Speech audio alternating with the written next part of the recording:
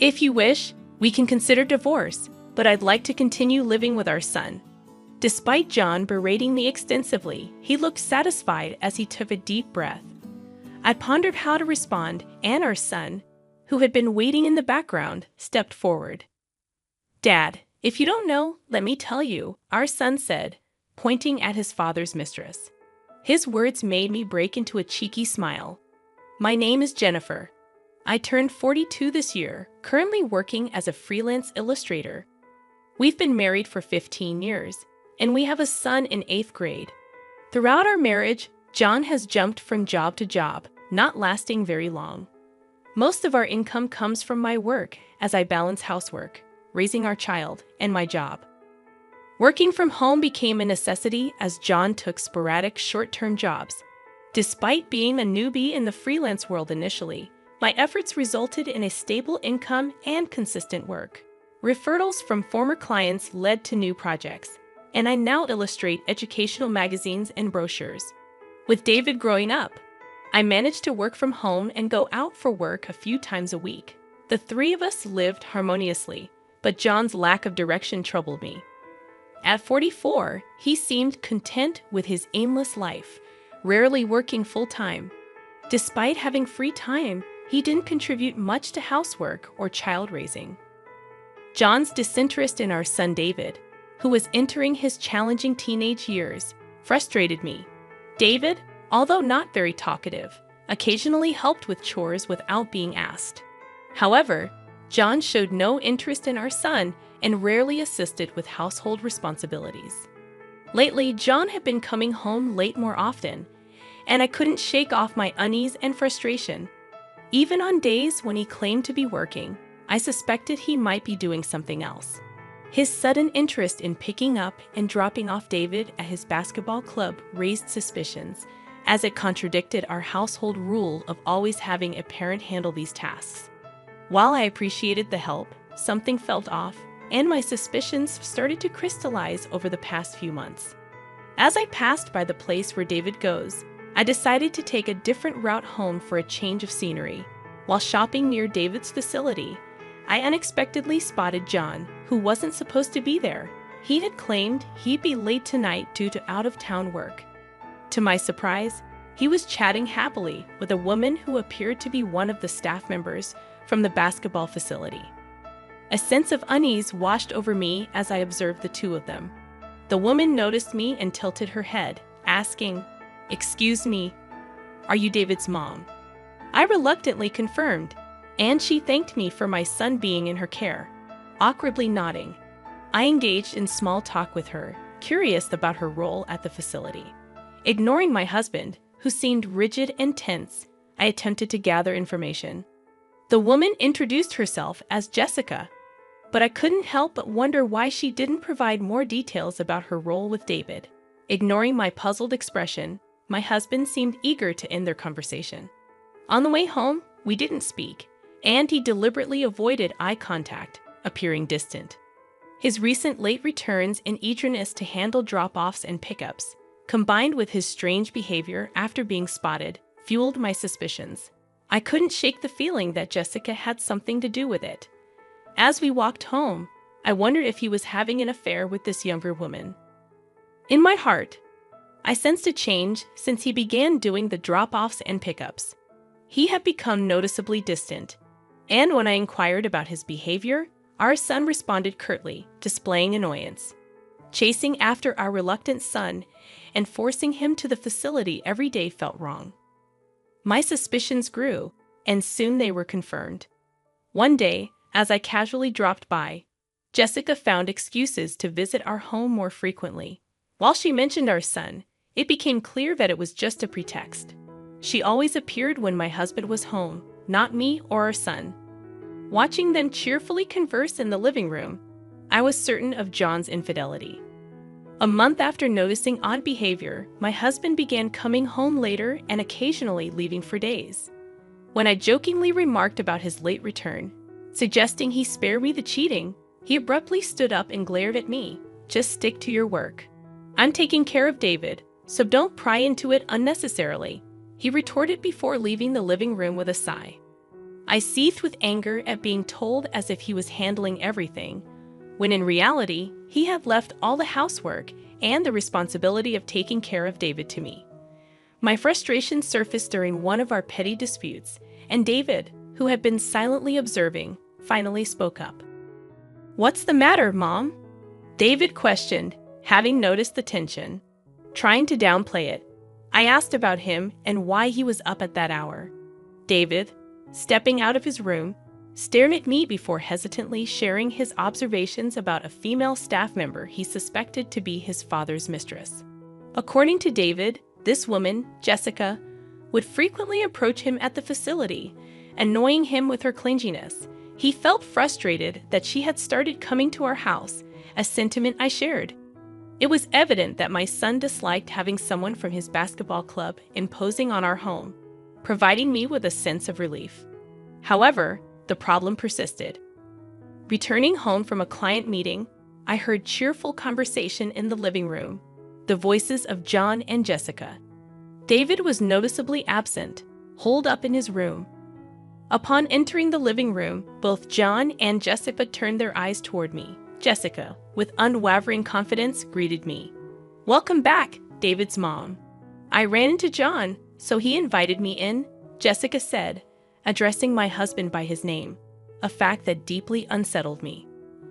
Attempting sarcasm, I inquired about her frequent meetings with John, to which she responded with a smug face, claiming it was part of her job. Her audacity continued as she pointed out the deficiencies in my housekeeping, expressing that the house felt cozy but lacked thorough cleaning. My husband didn't rebuff her comments and even chuckled along, seemingly siding with Jessica. Although I worked from home, I felt self-conscious about not keeping up with housework. However, if he contributed more to chores and childcare, it wouldn't be an issue. Feeling mocked and ridiculed, unable to bear the tension, I hastily left the living room for the bedroom, still holding my belongings. Frustration, sadness, and embarrassment overwhelmed me. I feared that Jessica might eventually take over my place in the family. Even after that encounter, my husband and Jessica continued their outings, displaying their relationship in front of me, leaving me speechless. I later learned from others that they often met under the guise of discussing my son's education, further deepening my sense of betrayal.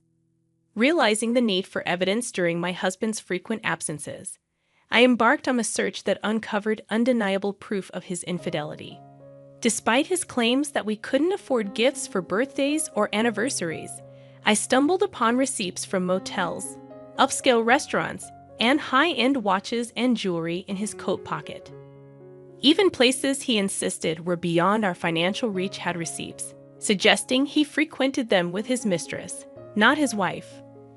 While the pain of his actions cut deep, I maintained composure and continued accumulating evidence of his affairs. Though divorce crossed my mind, I resolved to endure until David graduated from high school. Yet I vowed to gather sufficient evidence to secure a favorable position if the time for separation came. The question lingered.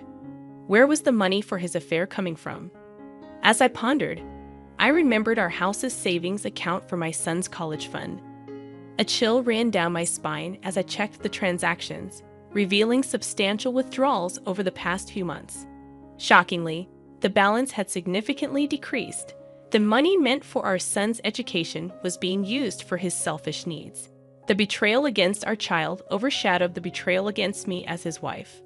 Suppressing my anger, I chose to act normal, not wanting our impressionable son to sense the brewing storm.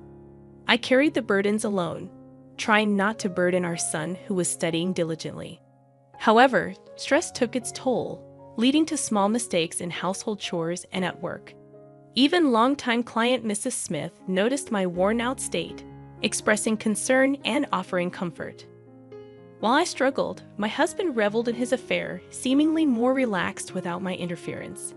Eventually, our son, David, would inevitably confront the issues within our family. Observing my downtrodden demeanor, David silently approached to help with household tasks.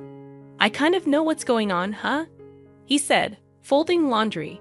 "Do whatever you want to do, Mom. You don't have to worry about me."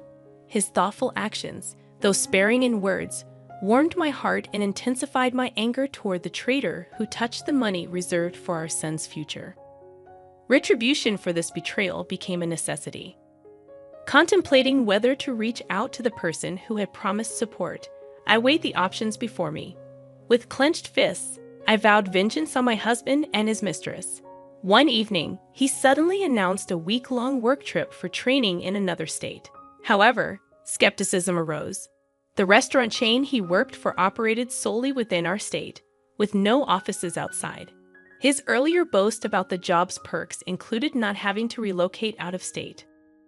When my son casually mentioned a staff member from his club taking a week off, my husband's startled expression raised suspicions. Despite his initial pride in discussing the intense training, he grew silent and stared anxiously at his smartphone. Since confirming his infidelity, I had been monitoring both him and Jessica. A private investigator revealed that Jessica, working at the basketball facility, also had a week off. Aware that their business trip was a cover for a romantic getaway, I refrained from catching them red-handed, opting for a more strategic plan. Having planned something since discovering their intentions, I coordinated with my son, who was now on board. On the day of their trip, I bid farewell to my unsuspecting husband. My son and I, aided by relatives, began cleaning and packing. The plan was to move out while he was away and stay elsewhere until finding a new home. Supported by relatives angered by his actions yet concerned for David. To prevent my husband's access to our savings account, I transferred the remaining money to my personal account. While making preparations, I couldn't leave his belongings behind and decided to send them to a specific location with Mrs. Smith's consent. A few days after moving, my phone rang with my husband in a panic, requesting money during his supposed training. Declining, I confronted him about the account he usually withdrew from. The frantic voice of Jessica in the background signaled their financial desperation. The next day, my son and I headed to a specific location, a magnificent mansion with a well-maintained garden. Inside, we found my cheating husband and his mistress sitting on the floor, apologizing to Mrs. Smith. She, with a stern expression, was not just a longtime client, but also the principal of the middle school attended by my son, forging a close relationship over the years. We confide in each other with our personal troubles. I'm deeply sorry for the trouble caused by my husband. In truth, it's my daughter's fault that all of this happened. It turned out that Jessica, who was on a trip with my husband, was questioned by her parents about a package she received at home and had no choice but to return immediately. Naturally, she insisted that my husband accompany her. Upon hearing Mrs. Smith's words, my husband began to shake in fear. Mrs. Smith had always been concerned about my declining health after learning about John's affair. When I finally confided in her about the affair and she discovered that the mistress was her daughter, she was utterly devastated. Despite this, Mrs. Smith wanted to make amends for her daughter's actions and had been cooperating with me ever since. Pointing at the piles of boxes, she sternly reprimanded her daughter, expressing her disappointment. "You should be ashamed of yourself for always wanting what isn't yours," Mrs. Smith scolded her daughter sternly. Her daughter attempted to defend herself, claiming it was a misunderstanding, but Mrs. Smith wouldn't hear it. She insisted on an apology, promising consequences for her daughter's actions. Ignoring Jessica's hysterics, I turned my attention to my silent husband standing beside her. "Don't you have something to say to me?" I asked sharply, prompting David, who had been standing behind me, to step forward. "She's not a regular staff there, just an intern at the club," David interjected firmly, addressing Jessica directly. "And don't you ever try to get all chummy with me again. Always flirting with men. It's disgusting." As my son spoke, it became clear that Jessica hadn't been officially hired at the club, contrary to my husband's belief. He had thought she was experienced in student education or activities, which was laughable considering her actual status. Their exchange revealed hidden truths, and as I looked at the stunned Jessica, it seemed that they both had their secrets. Before leaving, I felt compelled to offer Jessica a piece of advice. "Did you know that I pay for the rent, living expenses, and even David's tuition fees? This man, John, has been working odd jobs for years. You think he's okay?" Jen, with a face drained of color, attempted to interject, but it was too late. Jessica was so shocked by the revelation that she collapsed on the spot. From what I could tell, John had been acting as if he had plenty of money to spare, hiding the fact that I was the breadwinner of the family to save face in Jessica's eyes. I seemed like a lazy bum who neither worked nor took care of household chores properly. Mrs. Smith was left devastated, facing the harsh reality presented by my husband and Jessica. After David and I happily returned home, it appeared that John was kicked out of Mrs. Smith's house. Looking defeated with Jessica and a load of stuff, months passed since the move. On Mrs. Smith's advice, I decided to leave my divorce process to a competent lawyer. Thanks to professional assistance, all the complicated procedures went smoothly, bringing me relief. I heard that the savings I had set aside for David's education could also be added to the claim as child support. As for Jessica, rumors spread quickly at the basketball club about her affair with a student's parent, leading to her dismissal from the job. Seeking help from her parents, Jessica found Mrs. Smith unwilling to assist, leaving her lost and confused. Despising the man without money, she spat out words of disdain and abandoned John.